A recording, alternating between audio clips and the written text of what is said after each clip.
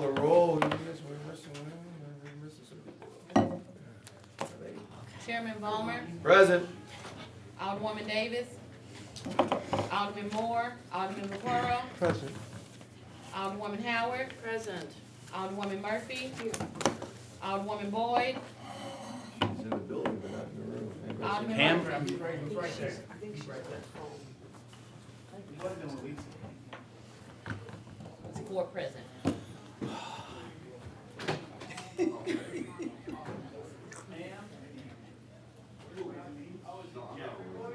No, Pamela.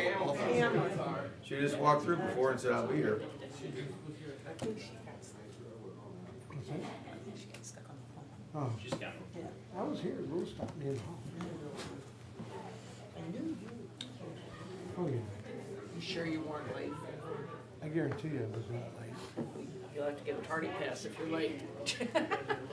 Never late. All right. I wasn't late, I was early. You were here. I walked up the steps and everything. Alderwoman Boyd, Here. 5 present, you have a quorum. All right, quorum being present, what before us today, I believe we have Alderman Coatar with, we need to start with Board Bill 215. is that Yes, correct? please, Mr. Chairman. I would request that we pull Board Bill 175 from consideration All today. right, 175 is no longer on the docket today. Thank you, and I appreciate you guys accommodating us on short notice on this Friday morning. And we do have a committee substitute that's been passed around for Board Bill 215, if the committee would be so willing to entertain that.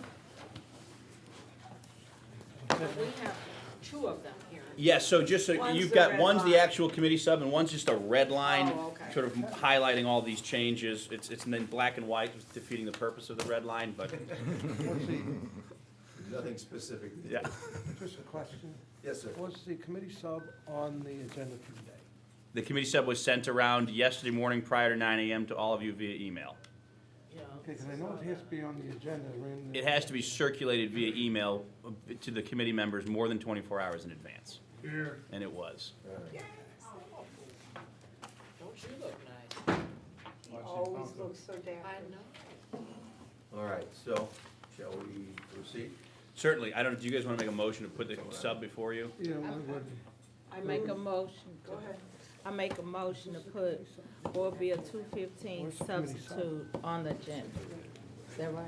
In front of you. Entertain a In second. front of the Second. All right. Jack, I don't have it in front of me. Here it is. Well, here, you got 2 red lines. You got 2 red. Here I'll it take is. one. There's 2 different ones. Alderman, proceed at your leisure. You have to take a vote? No, I'm sorry. There's so much conversation going on, I got lost. The introduction of Mr. Moore. Thank you, Bob. Sherry, please, take the roll. Chairman Ballmer, Aye. Alderwoman Davis, Alderman Moore, Aye. Alderman Vaccaro, Aye. Alderwoman Howard, Aye. Alderwoman Murphy, Aye. Alderwoman Boyd, Aye. Alderman Muhammad. 6 aye votes. All right. Okay, thank you, Mr. Chairman, members of the committee. What you have before you now is Board Bill 215, committee substitute. The purpose of this bill is to amend the existing gross receipts tax paid by telecommunications providers in the city of St. Louis and make it applicable to fiber network providers. This has been something we've been working on for several years. It gained some considerable steam when Mr. Gaskell Clemens, who's with me today, our city's CTO, joined the city, and this is part of his Smart Cities initiative as well. All we're seeking to do here is basically clarify that fiber network providers who aren't subject to any other taxes, so some of our internet providers in town, such as AT&T and Charter Spectrum, currently pay franchise taxes. They'd continue paying those taxes. They wouldn't be subject to this. This is for new entrants to the market who are not currently subject to any other taxes. They would pay a 7.5% gross receipts tax. Under our current laws, if you're a fiber network provider looking to, drill underground, add fiber to provide super high-speed internet into people's homes, which right now is pretty much limited to downtown and some sections of the corridor. The goal is to expand that north and south. Currently, if you were from out of town looking at our laws, you would be subject most likely to a linear foot fee, a right-of-way fee of $2.20 per linear foot per year. It's extremely cost prohibitive.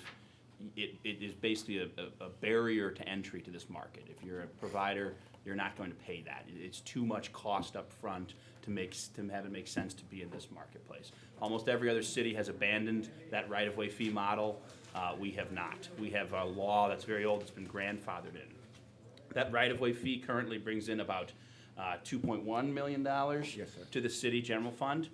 By changing this law, almost all of that revenue stays the same, because most of the people that pay that fee are not fiber network providers. They're basically telecoms kind of passing through town underground. So we'd lose about $150,000 through this change by amending this gross receipts ordinance. But the upside is, I mean, having more internet providers providing fiber networks in the city paying this tax. I mean, if there's $5 million in revenue, that would already exceed the $150,000 we lost. So in year one, we're gonna more than recoup the lost revenue by switching from the right-of-way fee to this gross receipt tax fee. And really, all we're doing today is asking to put this on the April ballot. Since we are basically expanding a tax, we're expanding the scope of the existing gross receipts tax. It implicates the Hancock law in Missouri, Hancock Amendment, so we have to go to a vote of the people. And we've looked at this every which way to see if we could avoid having to go to a vote to do something like this, because it seems like a technical change, but we can't. We've got to go to the voters, which is why this is before you today. We started looking at the calendar and realizing if we don't do this now, we're looking at August or November of 2020 before we could, have another opportunity to put this on the ballot. So we're going to ask to put this on the ballot on the April 4th, April 2nd general election ballot. I've gone on too long with that. I'd like to ask Mr. Gaskell Clemens to explain the importance of this, why we're doing this, and then there's one or two brief speakers, and then we'll take whatever questions. Proceed. Thank you, Mr. Chairman, members of the committee. I'm Dr. Robert Gaskell Clemens. I am the Chief Technology Officer for the city. Just to expand on what Alderman Coatar already said, this does fit into the city's Smart City Initiative and specifically the Equitable Infrastructure Growth Program. The reason for making this change, as previously stated, is to remove barriers of entry and, in fact, barriers to growth for fiber network providers in the city that would seek to lease fiber networks or provide fiber network services to others within the city. The current per-foot fee is a barrier to entry because it is a significant capital investment that fiber network providers, new or existing, would need to pay upfront before they have a chance to find customers and actually sell their services. By making this change, we switch the capital investment to an operations expense, so what they pay is directly relevant to what they're getting from customers as they find customers. This makes it much more economically viable for existing fiber network builders to continue to build out in the city, as well as attract new entrants to the St. Louis market. In both cases, the city benefits through infrastructure growth and modernization, which, as I previously stated, is a major tenet in our smart city strategy.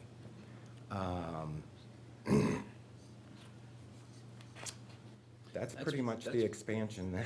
That's about it. If it's all right with the chairman, we have Ms. Charlene White, who flew over from Kansas City. She was with Unite Private Networks.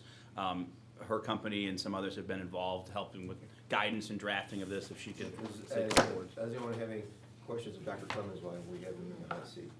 We'll Yes, start sir, with, I do. Why don't we just go through? Yeah, we'll go through. Alderman Carl? Well, he's ahead of me. Oh, I did scratch. I was just late. You were I was like, so hey, blinded by your got vest, I they couldn't got- see you. yeah. Alderman Moore? Do individuals benefit from this? Do we as citizens benefit from this? Citizens benefit from this because there will be more fiber networks available throughout the city. Another benefit is it would be more economically viable for fiber networks to build out in currently underserved areas, as well as at some point, and potentially right off the bat, citizens could benefit from having more choices and Does that answer your question, Alderman? Yeah, so who gets the revenue? Was it The general fund. The general fund. Yep, it goes straight into the general fund. And do you know how much additional it is? So I've talked about this earlier, so, you know, it's a 7.5% tax. If you say, you know, if there was 10 million, if a company had $10 million in revenues in year one, it'd be 750,000 to the general fund. Okay, how does a small provider feel about this? They're in favor of it. Many of them Are actually. any of them here? Well, UPN is here, yes, to testify, and another company who's already in the marketplace, but in a very small footprint, Elite Fiber Systems, actually was involved and helped tweak some language of this. And this sort of, one of the, to kick this all off 2 years ago, maybe 2.5 years ago, we did a request for information and put out to various internet service providers across the country, basically an RFI through the St. Louis Economic Development Partnership, Downtown St. Louis Inc., and the city. This was before Mr. Gaskell Clemens was here, Dr. Gaskell Clemens, asking, you know, what would you all like to, what would make our market more competitive? What would you like to see to come here? And they all wanted of them were this. happy to pay more taxes? Well, they were happy to pay this tax because this actually really it's less in the sense that they can recoup it on the back end. They can make substantial investments digging underground, putting in their fiber without having to pay that kind of arcane per foot linear fee up front. So while this is adding another group to the existing gross receipts tax, it alleviates their need to pay the per foot fee. So while it could be considered a new tax, it's actually shifting them from fees that they already pay to a tax that makes it more economically viable for them to operate and build out in the St. Louis market. As far as, if you were referring to, when you said small facilities, if you were referring to small wireless facilities,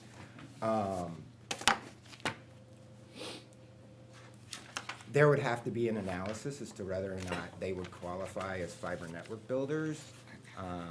And the other thing that is built into this change is that if, for some reason, state or federal laws prevent us from charging gross receipts, then we don't. The other thing to be cognizant of is if you're a telecom or a fiber network provider or an ISP or video services provider, you qualify for either the per foot fee, gross receipts, or a franchise fee. Nobody is going to be required to pay two of those things. So you will either pay the per foot fee, gross receipts, or the franchise fee based on the services that you offer. So this will not constitute a double tax in regards to paying the per foot fee on top of gross receipts. Will some of these people that are, will this prevent some of them from qualifying? No, because whether or not you qualify depends on the services that you provide. So if you're building a fiber network and you're leasing that network to others, that fiber network builder will pay gross receipts on the amount that they earn from leasing that fiber network. If you're a video service provider and you lease part of that fiber network, you're already covered under the franchise fee. So you don't pay the extra? No, Okay.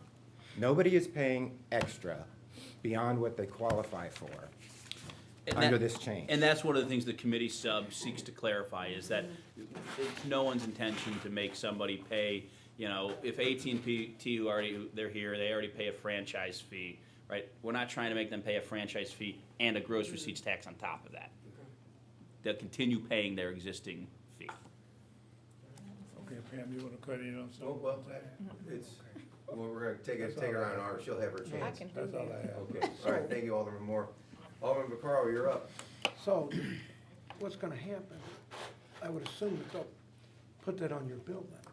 Yes. They're gonna pass it on to the consumers who are gonna pay the 7.5, not them. Right, but I mean, So, currently but- they would do that with the, But they would do it with the right of way, they just bake it into their cost for the right of way fee. I understand, but right now, when I get my AT&T, I bundle, you know, I pay my tax that they put on there. Mm-hmm. Is this gonna cause that to go up to 7.5? No. No, Why wouldn't they go to the same amount that you know, Jimmy John's cable service that comes to town, they're gonna have to charge a 7.5. No, they Percent. won't, because they're already responsible for paying franchise fees. If they're a cable service provider, they'd already be paying a different type of tax. So they They'd would pay a not be franchise. paying this gross receipts tax.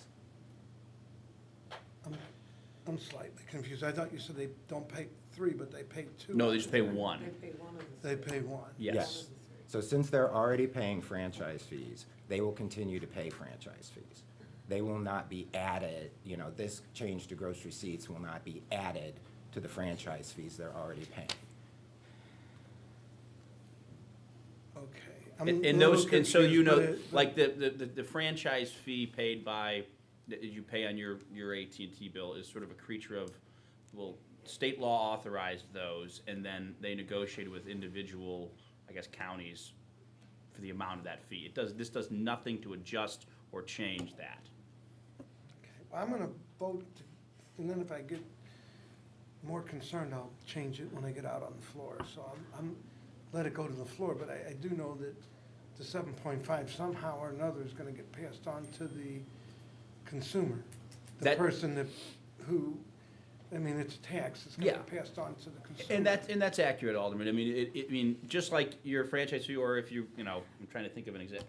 I don't know what bill I get that has a gross receipts tax on it currently, but, I mean, it would be sort of a line item on that they're gonna pass that tax along. But the whole point of what we're trying to do here is add more competition to the marketplace. So ultimately, well, you might decide, I want this new this is a new service provider, and I'm willing to pay that tax, and also they've lowered my monthly rates.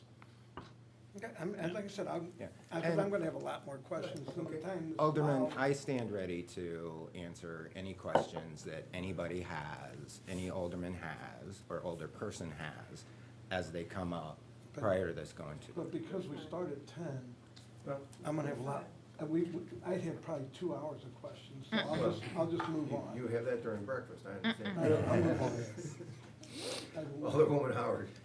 Okay, I guess the bottom line and what's gonna come to us is, how is it gonna affect, you know, my services? Is this gonna raise the rates that I'm paying? And I guess that's, you know, when we put it out before the voters, Yeah. Right. that's what people wanna know. And the answer is no, it's not gonna raise your rates. If anything, the hope is it would lower your rates by bringing more competition into the marketplace. So By this- providers that aren't currently here, Okay. because they're looking at our existing tax structure and saying, we can't do business in St. Louis, bring them to It's too town. expensive. Right. Okay, so the linear foot rate costs more than this will The cost? linear foot rate, I guess that's, the linear foot rate doesn't necessarily, at the end of the day, the linear foot rate doesn't necessarily cost more, but the linear foot rate is paid upfront.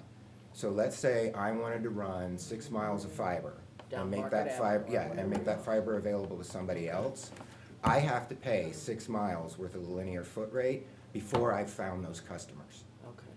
okay. Whereas now, what I pay is directly proportional to the customers I've found and my earnings from those customers.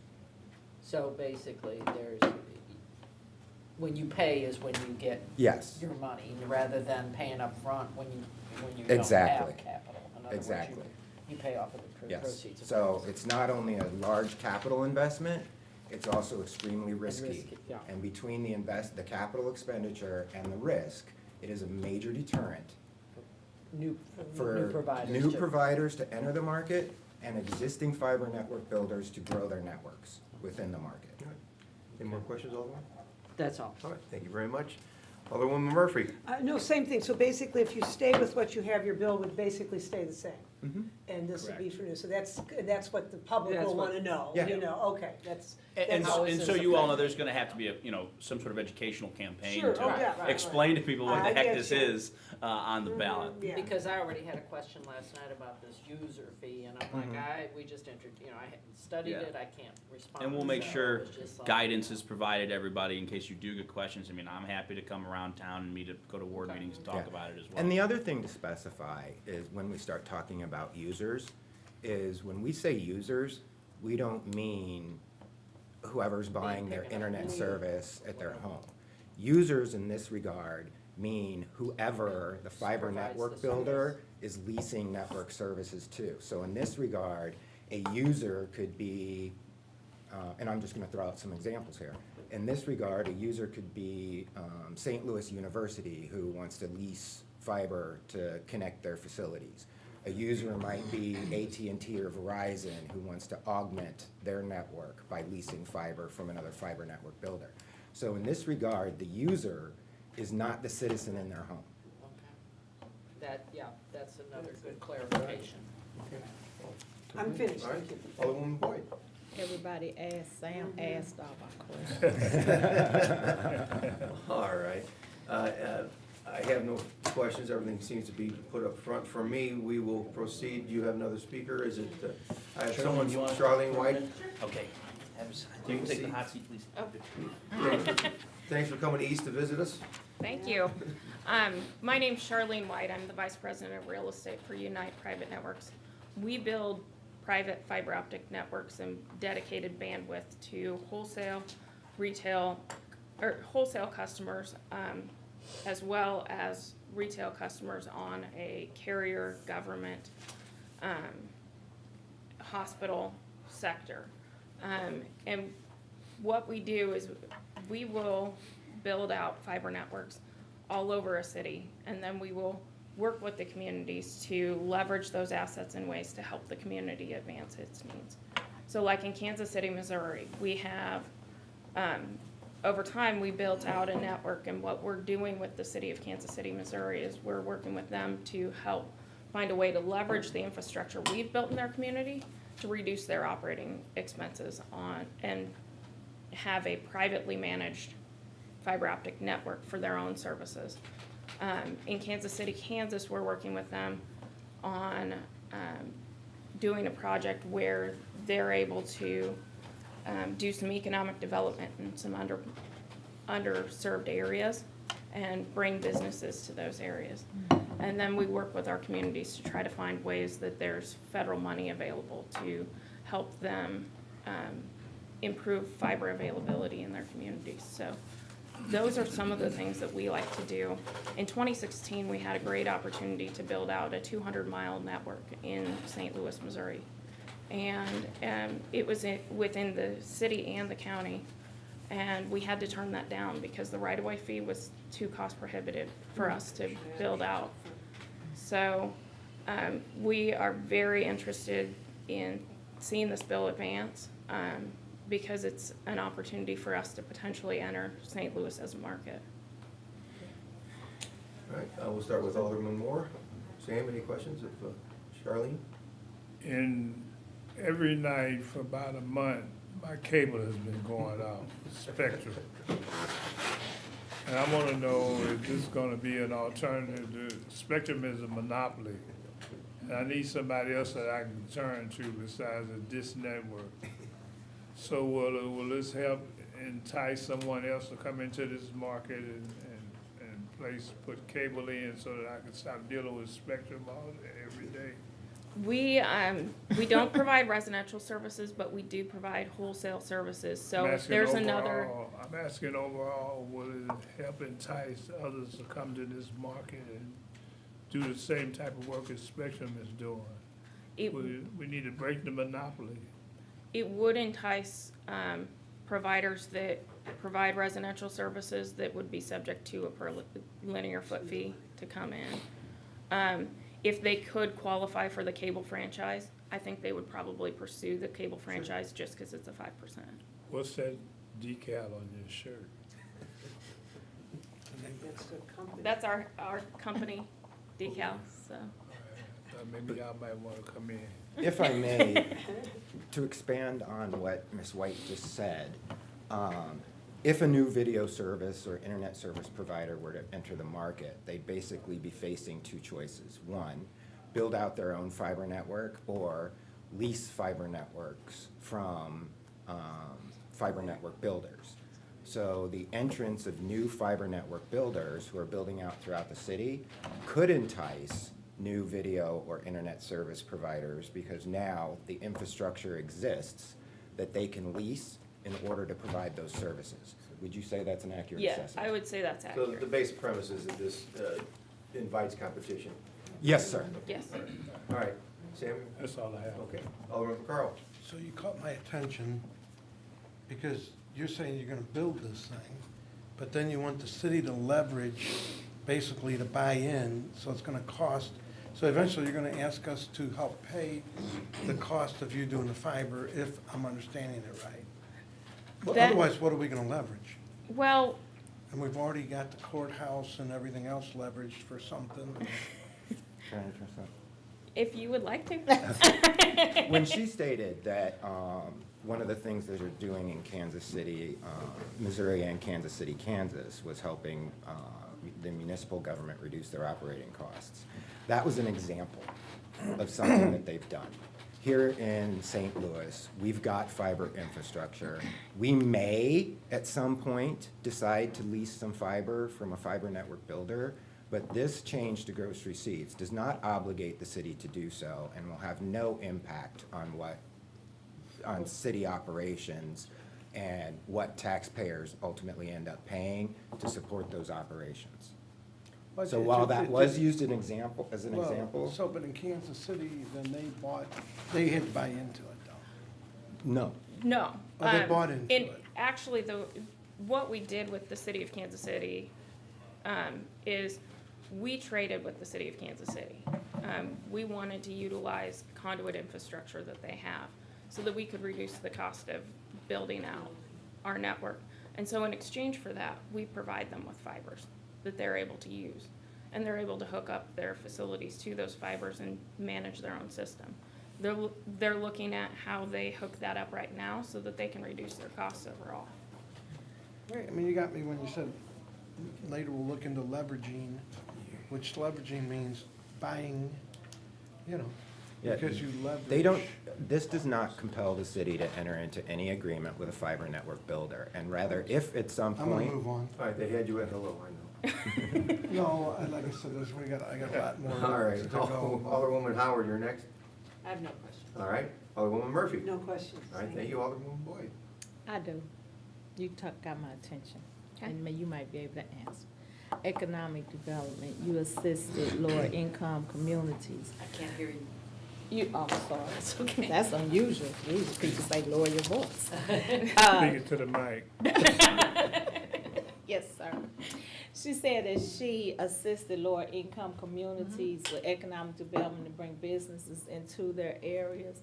And so how, if this is passed, how would that help you all to come into our communities to do this? So if this is passed, one of the things it does is it enables us to be able to build a lot more network more quickly, because under the old structure, even if we were to be able to make a business case work with the per linear foot fee, we're penalized every time we expand our network even further, because we've got more fee to overcome. So we're kind of like trying to dig our way out of a hole. Under this scenario, like if we were to win businesses in various areas, we can have high bandwidth connections go through area. We're not gonna be stuck going through just the commercial districts. We may be able to go through some underprivileged areas, especially if there's a need for economic development. With Kansas City, Kansas, we struck a partnership with them, and one of the things is they fund a portion of some of the builds in areas that are attractive to them, that they want to do economic development in. And we do, we provide quotes for services that are at lower rates in those areas so that they can have access to gig level service in those communities for test beds for like internet and things like that. If I may expand on that, the implications for economic development, you know, if you want to establish a business somewhere, whether it's in a adequately served or underserved area, one of the things that you need is connectivity. So the ability for fiber network builders, whether it's UPN, whether it's Elite, whether it's Arch Fiber, this change makes it economically possible for them to build out in those areas. Okay. Therefore, we can now provide the connectivity in those areas that new businesses and existing businesses that wish to expand have to have. Okay. Just one. Are we finished all? Mhm. All right, Thank very much. I just researched, so in Kansas City, to go into those areas, Kansas City paid it. You guys didn't just, out of the kindness of your heart, go in those areas to try to add. Kansas City paid to go into those areas. It Kansas- wasn't like, you guys don't see the if I'm getting it, there's not a lot of economic development in certain areas. You don't see the advantage of going in them areas, if I'm reading it right, and you could tell me if I'm wrong. So Kansas City actually had to provide the cost to expand into those areas. That is true. In some of those areas that are economically impoverished, they've provided the capital to go into those areas. With some of our other areas where we've built out, school networks and things like that, depending on the types of opportunities that we win, those bring us into areas that are underserved areas as well. So depending on the types of businesses that we win, sometimes that does bring fiber to the impoverished areas. Our school network in Albuquerque does just that. Yeah, and I will say that what Kansas City did was a choice that Kansas City made. It is not necessarily a choice the city of St. Louis is gonna have to make. And in addition to UPN. I'm done, Joe. I'm done, so that, Okay, all for right. the sake of.